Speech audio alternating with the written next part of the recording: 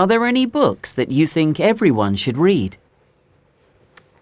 I think that's really tough because it depends a lot on the person, I think. But I think the one thing I would say that I think everybody should read is Harry Potter. Okay. I think for like all of my friends that are my age, we all kind of read it when we were young, and it just becomes like everyone knows what you mean when you talk about your Hogwarts house, for example. Yeah. And you just kind of lose yourself in this fantasy. The book that you read as a child, I still kind of reread it every few years. And a lot of people have said that it's helped them deal with like grief and things like that. Wow. So I think it's actually quite powerful. I think also because, like you were saying, you sort of grew up with it. So you grew up with the characters and they kind of become part of some larger literary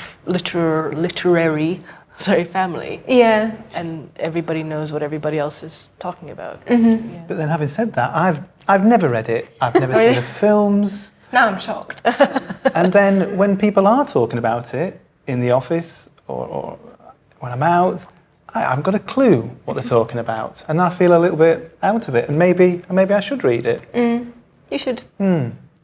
I think only from a sort of social perspective, it's so huge and it's influenced so many people in every country, not just in the UK or not just Western countries, but all over the world. Yeah. That I think it becomes like you were saying, a common language of sorts. Absolutely. And also becomes almost like a social history in a way. Yeah. So it becomes, it's more than a book. It's a kind of a common experience, maybe. I once read The Diving Bell and the Butterfly. That was a good book, very short book, and it was about I've never heard of it. A gentleman. He had a stroke, and he only could communicate the book through blinking an eye, an eyelid. Oh, right. Okay. And it was quite a moving thing to read, but also uplifting as well at the same time.